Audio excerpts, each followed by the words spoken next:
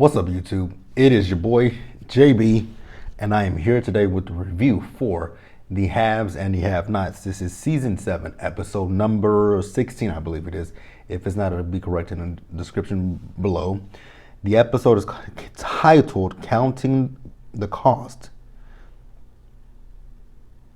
So, without further ado, you guys, let's go ahead and jump into this episode review, shall we? All right, you guys, so this episode, it picked up where the last one left off. You guys remember, Uncle Vinny gave Sandy the gun to shoot and kill Wyatt. You guys remember, Sandy couldn't do it because Sandy is a pussy. So Uncle Vinny, you guys remember, he took the gun from Sandy and shot in the direction of Wyatt. Now, I knew last week, I'm like, Wyatt is not, he didn't shoot Wyatt. Wyatt ain't dead. I don't know what the fuck he shot, to be quite honest with you, because I didn't see a hole in the refrigerator. So I don't know where Uncle Vinny shot it, but he shot somewhere. Wyatt happened to duck down. There's a lot of, shut up. We're not going to talk about that. Let's talk about this. So Uncle Vinny is asking Sandy, you know, basically, is he a pussy? He is. He says, if you want to carry the Malone name, you got to be able to kill people. You got to toughen up. So in order to carry this last name, I got to kill people that ain't did shit to me. Okay, Uncle Vinny, I mean, I guess. Now, here's another question. I really have this question. For Vinny to have just gotten stabbed not too long ago, why is there no wound on his neck? Like, why is there no puncture wound on his neck? Because in last week's episode, when he was sitting in the chair, he was sitting in that bar stool, he asked Wyatt, do he remember him? He was pointing to his neck on this side. On this side. I never saw anything on that side of his neck. Now, in this week's episode, he's asking about this side of his neck. Again, I didn't see anything, and it could be because it's dark, but I just don't see any kind of scars, any wounds, nothing on Vinny's neck. So I'm like, did he really get stabbed? But that's neither here nor there. So Vinny also asked Wyatt, this was funny to me, when he asked Wyatt, has he ever given head to get a fix? Wyatt says no. He says, you probably have. Look at them lips. I'm like, so are you asking him to suck your dick? Is that what you're about to do? Because, I mean, that was giving me very much, have you ever sucked dick for some crack? No, I have not. Do you want some crack? Yes, I want some crack. I know why he wants heroin. I'm being funny, facetious, if you will. Do you want some crack? Well, you gotta suck my dick. I've never sucked dick before. Well, you get to sucking today if you want your crack. Again, I know why he doesn't smoke crack. He smokes heroin. I'm just being funny. So then Vinny is also telling Wyatt that he's not worth $1 million, and that is one thing that we can definitely agree on, that Wyatt is not worth $1 million. Then he also asked him about his wrist. He's like, what the fuck happened to your wrist? He slit his wrist. He asked him, so why did you slit your wrist? Because he wanted to go to the hospital to get some drugs, but he couldn't get any drugs at the hospital. So then he escaped, which Wyatt is just not good at anything he does. You're not good at slitting your wrist. I think the only thing that he was good at doing was escape. Even with escaping the hospital, you escape because the hospital staff is just incompetent. Like, seriously. Your guard left you.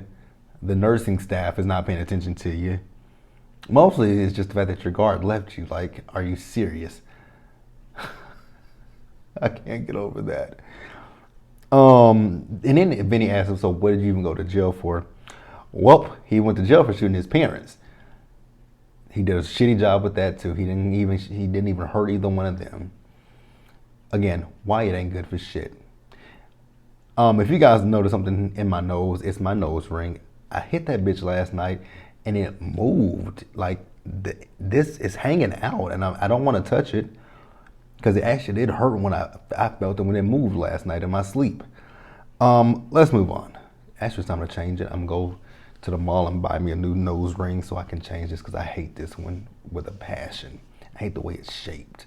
But let's move on. All right, guys, next, let's discuss Benny and Candace. So you guys remember Benny and Candace are in this expensive ass hotel room. Benny is on the phone with his realtor, and Candace comes out. So, he wants Candace to come with him so he can, look at the house. She says no, she's not feeling too good. I'm like, oh shit, is Candace pregnant? Um, so he tells her that he's going to go meet with the realtor. She asks him what is his price range. She says for her, she says, Benny, don't be a douche. So then, like I said, she says she's not going because she doesn't feel well. So once Benny does leave, she calls Mitch and tells Mitch to come over. And, Mitch wasted no time in jumping over there to go see Candace. So when he went over there to see Candace, she asked him, so what did you say to Benny? Because Benny is acting, really weird since you talked to him. He says, I told him, it was the wrong guy and I showed him a fake picture.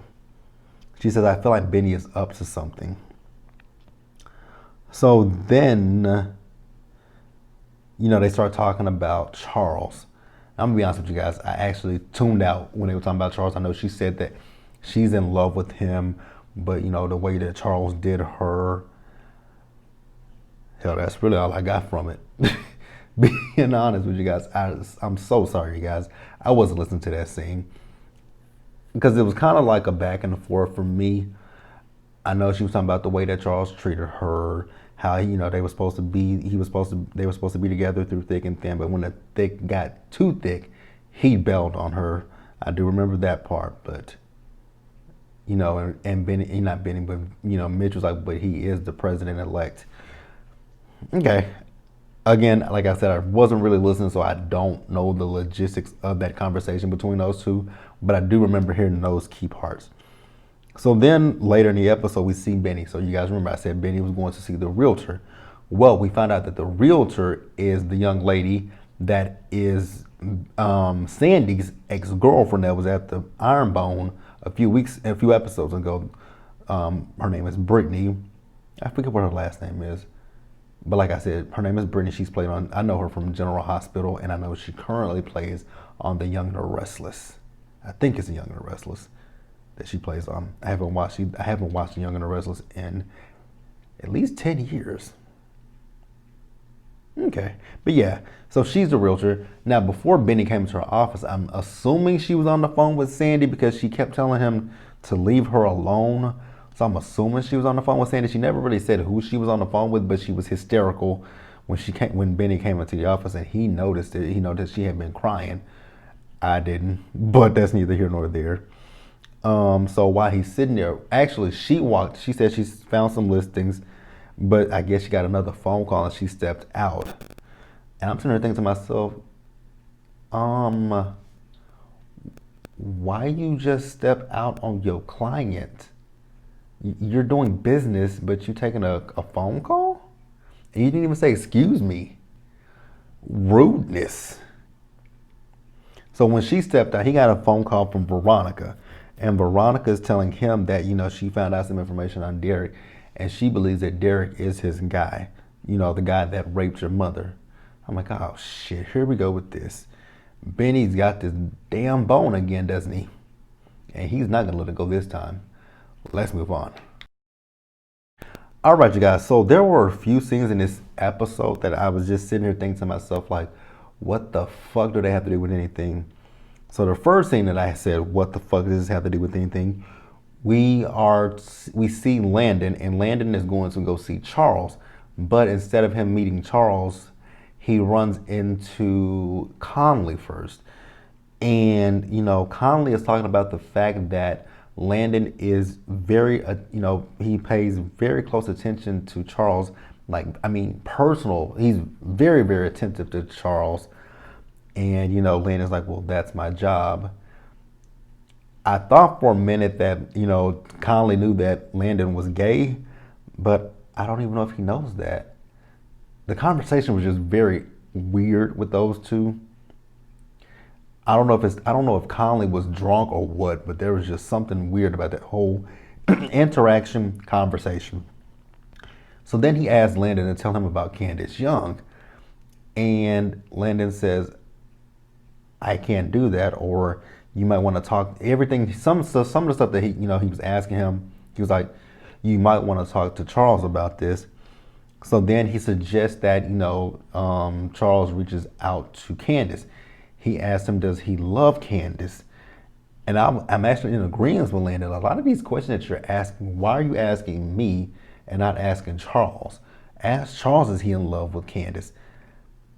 Like, ask, and then he also asked him, do you think and actually it got to a point where he kept repeating himself, but just using different wording. Because he first said that he should reach out to Candace. Then he asked him, does he think he should reach out to Candace? Then he says, I can reach out to Candace for him. And I'm just like, the thing was, I'm like, you're saying the same thing just in a different way. And Linda keeps giving you the same rebuttal. Ask him yourself. Maybe you should talk to him. Talk to him, talk to him. It was weird to me. Very weird. Because like I was saying, I don't know, it kind of with him having that glass in his hand, I was like, okay, is he drunk? Is he rambling? Is he pulling shit out of his ass at this point? I did not understand that scene. I really didn't. It didn't flow cohesively for me because I'm still confused as to what was the point of it. Because like I said, he kept repeating himself. Literally, he was repeating himself. He should reach out to Candace. Do you think he should reach out to Candace? I think he should reach out to Candace. I can reach out to Candace for him. Like, you're repeating yourself. Like, you're not tired of hearing what you're saying at this point. Like, he kept telling Landon to stop saying, well, I wanted him to stop saying, call Candace. Should he call Candace? I can call Candace. I wanted him to stop mentioning Candace, period. Landon should have said to him, Landon should have said, you want me to stop saying, well, I want you to stop saying Candace's name. Like, that was just the thing with me. Like, he kept mentioning Candace, but I'm going to move on because I'm not going to keep talking about it. All right, you guys. And next, let's talk about Veronica's hiding the puss ass. So, you guys remember Samuel. I think that's his name. If it's not his name, it's what his name's going to be tonight, Samuel. So, you guys remember, he's out there cleaning the pool.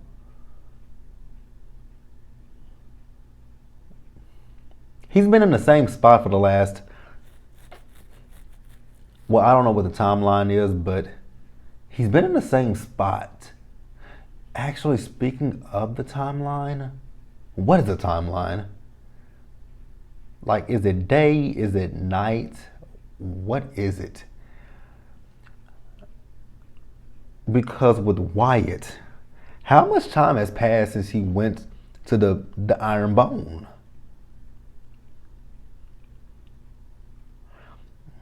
That's where never mind. Stop thinking too deep into this. Why do you do this to yourself? I really don't know why you do this to yourself. You think too deeply into this. You really shouldn't. Yes, I'm having a conversation with myself, you guys. Don't judge me too much. Okay. But Samuel, he's cleaning the pool. He's been in the same spot since last week's episode. He has the pool stick and he's just in a circle. I'm like, if there are leaves in there, why the fuck haven't you gotten them out? Because he's literally in the same spot. Literally same spot. But Veronica once again calls him into the house. And she asks him if he's happily married. He says yes, he's happily married. She asks him, has he ever cheated? He says no, he's never cheated. He's very faithful. Same line of questions that Victoria asked Sam on.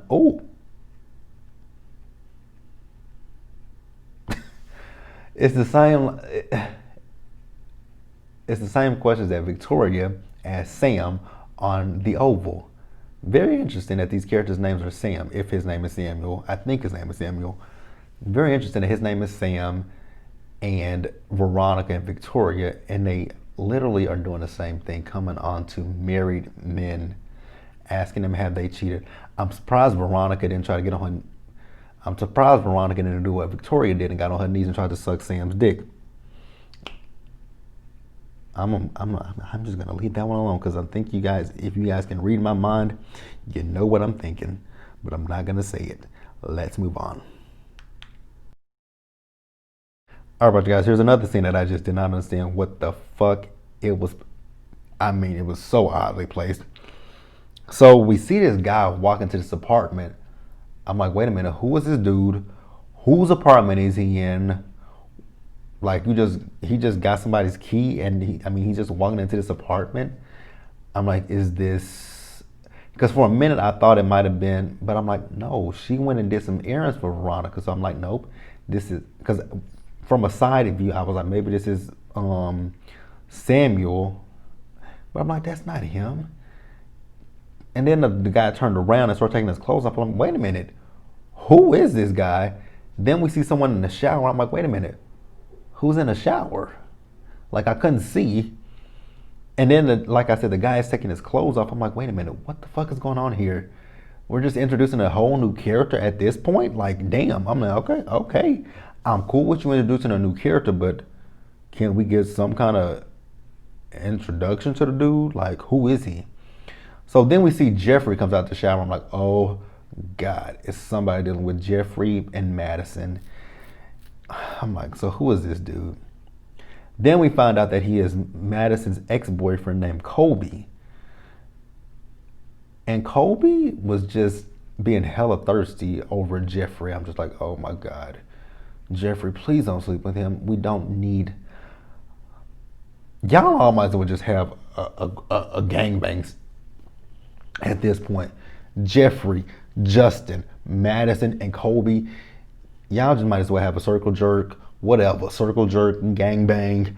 I don't give a damn, because this storyline is gonna get messy and messy. So, Colby asks Jeffrey, is he dating Madison? He says no, we're not dating. Then he says, are you an escort? He says, you look like this dancer named Leo. He says, well, I'm not Leo. So then Jeffrey asks him, who is he? He tells him. He says that him and Madison have sex from time to time. He says, so what about you guys? Are you in a relationship? He says, you've already asked that. I'm like, thank you, God. Somebody finally said something about people asking repetitive questions. Finally. And he says, well, are you guys just having sex with each other? Jeffrey never really answered any of his questions, but Jeffrey did tell him that he's getting ready to go to have lunch with Madison. And he's like, oh, Cole was like, oh, okay, well, I guess I'll join you. He was like, okay, I guess so. Now, here's the thing that I didn't understand with this whole situation. I don't know if Jeffrey's in his feelings or what, but I don't know why he would be in his feelings, because you and Madison have just been having sex with each other. So it's not like you guys are in a relationship with each other. So you can't feel some type of way if y'all are not in a relationship and you just fucking. But whatever. So, like I said once again, what's his name? Colby.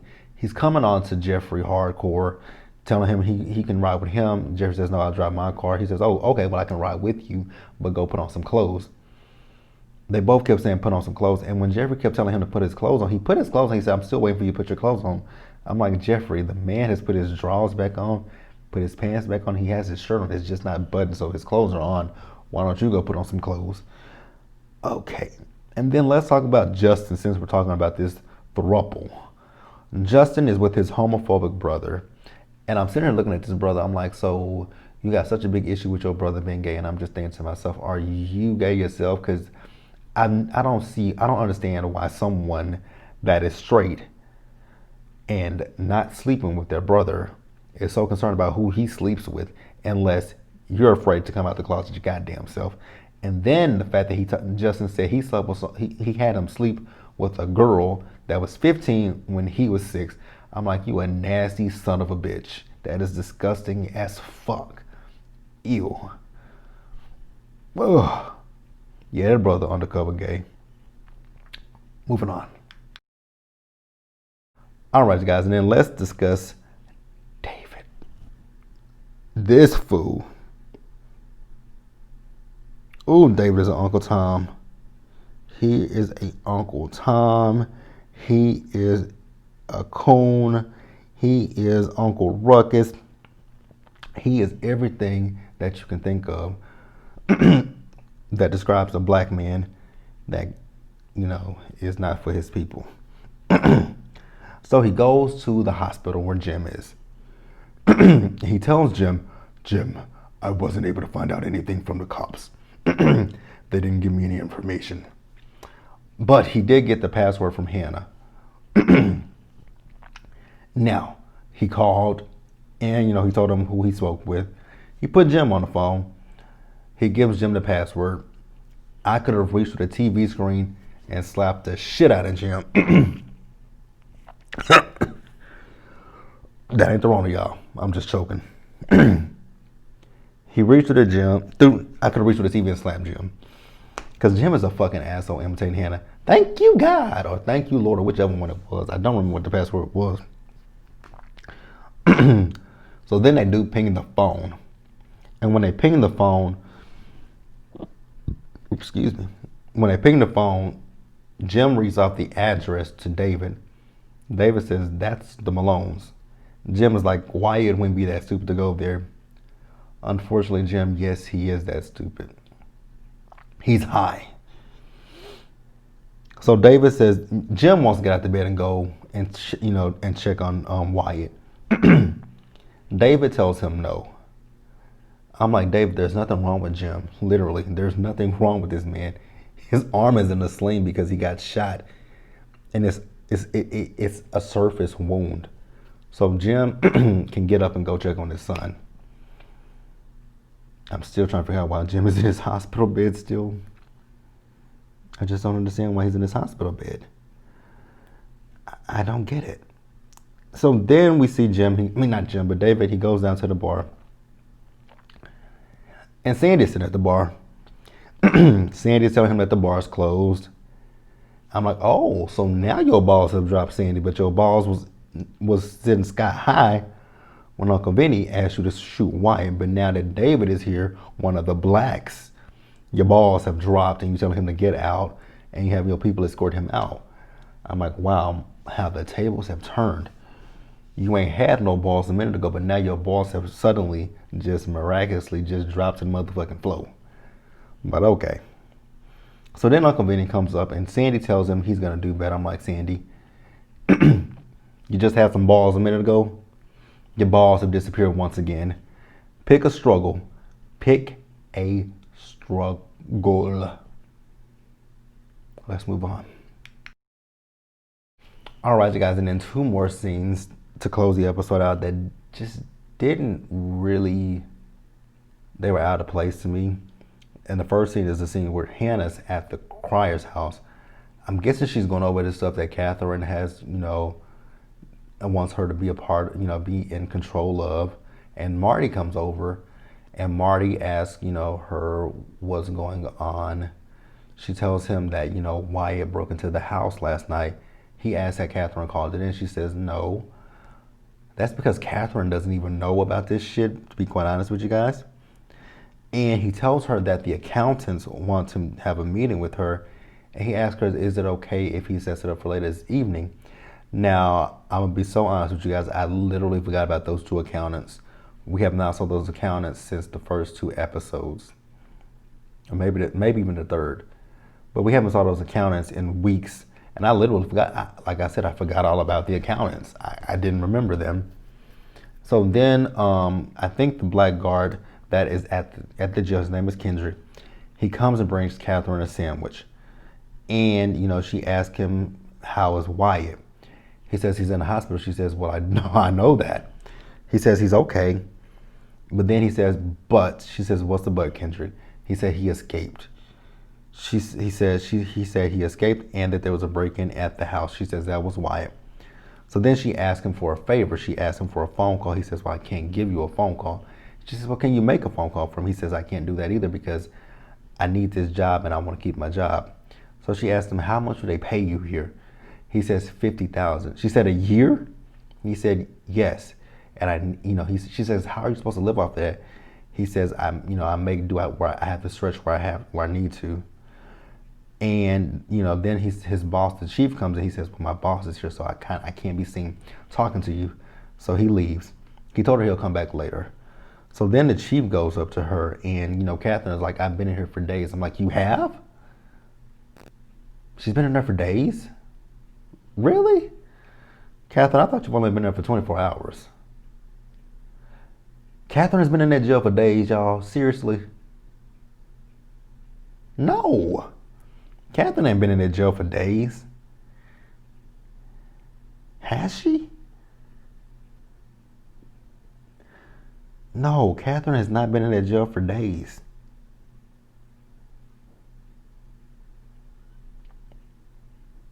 Catherine has been in that jail for 24. Catherine has been Catherine has been in that jail maybe 48 hours at the max. And that's not days. I mean, it is days. But not the way that she's made it sound. The way she made it sound, you would think that Catherine has been in that jail for 5 to 7 days. But I think she's only been in there for 24, maybe 48 hours at this point. I think she's only been in the jail for 24 hours, if I'm not mistaken. Because Catherine, when did she get okay. When did Catherine get arrested? Catherine got arrested after Wyatt shot her.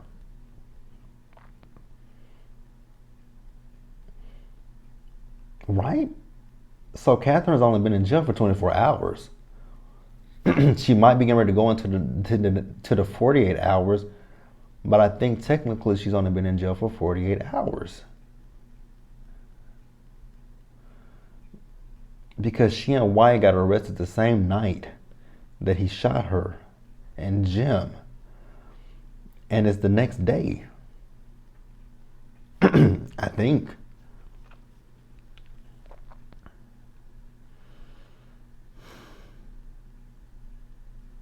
I think I'm right. This timeline on this show, it's forever. But the chief says he'll make her comfortable once she pays over that $1 million. And Catherine's like, "Oh, so you work for that bitch?" She says, "Well, you can tell the bitch I ain't giving her a dime." I'm like, I don't blame you, Catherine. Fuck Mama Rose. All right, you guys, that is going to wrap it up for me with this episode review of the of the haves and the have-nots. Do me a favor, you guys. Be sure to like this video, leave your comments, subscribe to the channel, and hit that bell notification button so you guys are aware of when I drop anything else. Share this video, and until the next one, you guys, do me a solid favor out there. Stay safe, take care of yourselves, stay hydrated, which is something that I need to do. Stay cool, stay warm, whatever the weather conditions are like in your area.